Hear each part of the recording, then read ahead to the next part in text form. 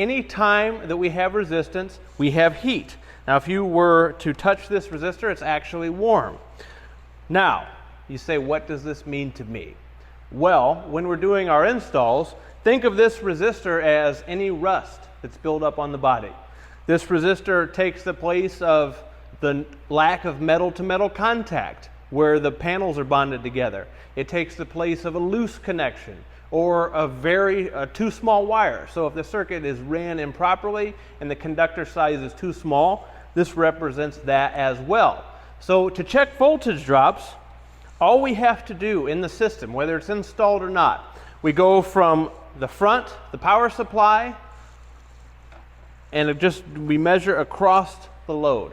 So if you have the computer, you have a positive back at the computer, and you have a positive up front, say it's a long wire. If you want to check voltage drop, all you have to do is set your meter to volts DC and touch one end of the lead to each end of that circuit.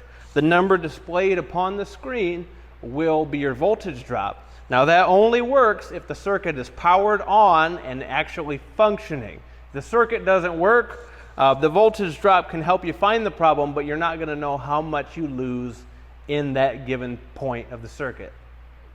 So to combat resistance and all those problems in getting a ground, the best and surest way to ensure a very reliable and crisp circuit is to run a new dedicated ground wire from the battery negative all the way to the back of the vehicle. Now you should size the wire appropriately, and remember, if in doubt, if you're not sure how big of a wire to use, always err on the side of safety. You cannot get hurt by going too large on the wire. You run into issues if we go too small. That resistance in that wire then becomes excessive. Heat builds up, which causes the wire to melt and the circuit to fail.